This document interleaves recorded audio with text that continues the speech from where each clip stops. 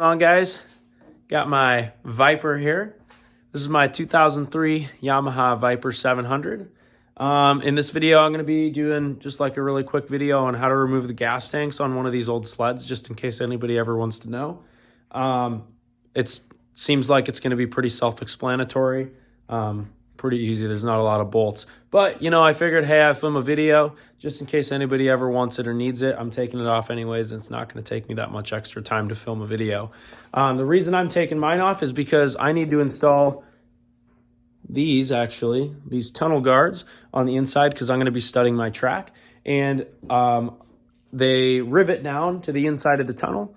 But they rivet from the top down, and the couple of holes in the front of those are underneath the gas tank. So I need to remove the gas tank, and that's the only reason I'm removing it. I've got it emptied. I went ahead and just pumped it out into a gas can, and let's get to removing it. Things right off the bat, obviously there's a lot going on here in the engine bay, so you're going to want to take some either A, really good pictures, or two, my Viper's set up the exact same way as yours, which it might not be with the way the wiring is routed and stuff, if somebody's already taken yours apart before.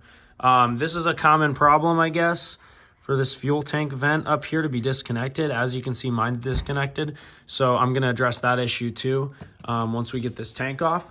But I'll start by walking you guys step through step how to get this off. Yep. The first thing you're going to want to do is there's two bolts, two 12 millimeter bolts on the back side of the tank, and then there's two Phillips head screws right here on both sides of the tank as well. I'm going to go ahead and remove those and not waste your guys' time here. On these two bolts back here, there are two washers. All right, so unfortunately for me, the screws on both sides of this tank, the actual metal threaded insert, that's plastic molded inside of the tank, is actually just spinning with the screw. So unfortunately, that means if that happens, I tried putting a screwdriver and kind of prying on the screw as I unscrewed it, but I can't get it. The whole screw and the threads are just spinning inside the tank, which really means that if I just yanked on this, honestly, it would probably just pop right out of the tank, but then I would have to either epoxy or JB weld that threaded piece back into the side of the tank. And I don't really want to do that. So what I'm probably going to do is just ignore it. I'm probably going to remove this entire dash with the tank and just remove them together as one piece. And then try to forget about this. So I'm going to remove the whole dash for mine. If yours actually come out, apparently this is a common problem, but if your screws do unthread, you won't have to do this removal of the dash. So to remove the dash, there is obviously this screw, but I'm going to leave that in with the tank. This is the only one that's actually attaching the dash to the gas tank on the sled. So to remove the dash with the tank, there's looks like this screw here. There's one up top. This one goes into the frame. That one goes into the frame of the sled. So if we take out those, the dash should come. We're also going to have to, you won't have to do anything with the thumb and the hand warmers, but you'll also have to disconnect the, we'll just have to unscrew this as well as the choke lever and pull those through the dash because they're attached and everything. And then the only other thing that's attached, we got a screw up here on this side, a screw down here on this side. We're going to leave that one in the tank because we're taking the dash off with the tank. The only other thing is your pull rope.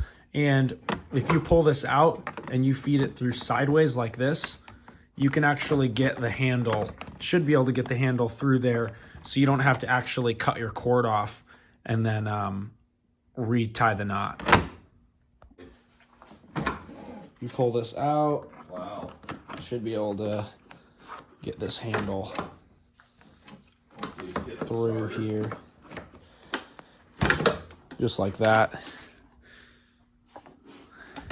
That way we don't have to actually remove this handle. Okay, so this one up top is a screw like this. This one down here, when you unscrew it, there is going to be a little fitting that comes out with it. So you're going to want to keep that fitting together. And then this detaches from here like this. And then it'll detach. It'll detach up here. And it looks like there was a little I don't know what you'd call that. I guess a fitting that fits down in the plastic right there. So I was wrong, that just popped off. And then that's all gonna come loose. As far as these go, I'm just gonna take out my key and then I'll flip the choke lever like this. It's not attached to anything right now. I don't have my carb rack or anything. And I'll just break both these nuts loose. Yeah. I break it loose. Oh, that one was hand tied anyways. These you can remove. And like I said, you won't have to do any of this if your screws actually come out of your tank. Apparently it's a really common problem that they don't. Go ahead and push my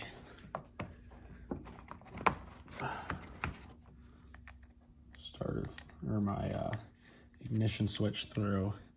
Put the nut on there so I don't lose it.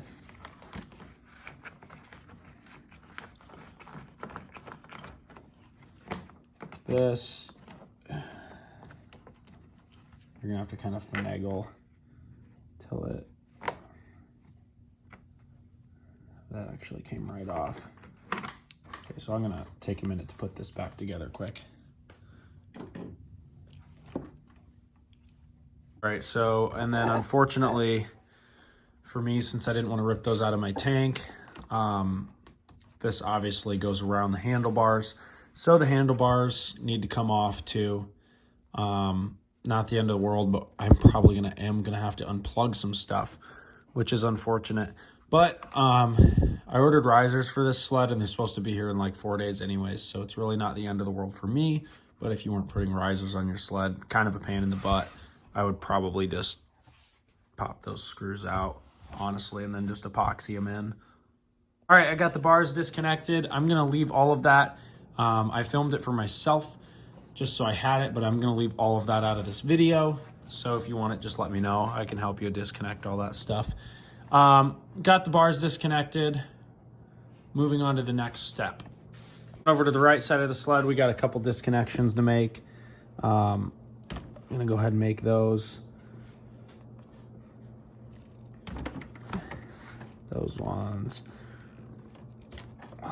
All these are like different styles of connectors, so it should be no issue getting them connected. This is disconnected, that's disconnected. All of this should be disconnected. We might not have had to disconnect all those. That's all right. So we need to take this fuel line, obviously needs to come off, and then the oil tank, and that's just about it. There's 2 bolts on the oil tank. There's one right here and one right here, and this oil tank will release from the fuel tank, and then we just got to disconnect this, and that should be it. All right, so those are what the bolts look like for the oil tank. I'm gonna go ahead and set those aside. That releases our oil tank. Your coolant reservoir is connected to your oil tank. The only other thing we have to do, I'm gonna slide this out of the way and get this disconnected. Probably gonna disconnect this top one here. See if I can get my pliers in there. Rotate it. There we go. Bring that up. Twist that.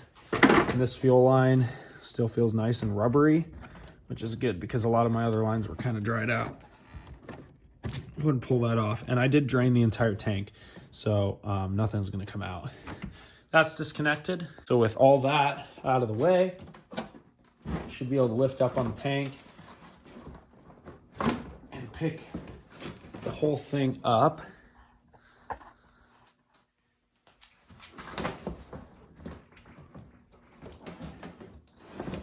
We're still connected in one spot, must be.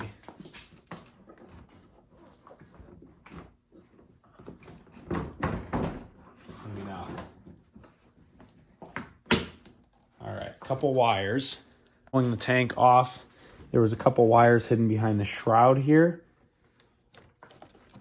Go ahead and disconnect all of those and let me make sure there's nothing else on the other side. Doesn't look like it. Oh, still plenty of fuel in there. That's for sure. Set that aside. All right, so this is what everything looks like without the tank. Up close videos, kind of a lot going on here. Show you everything from this side.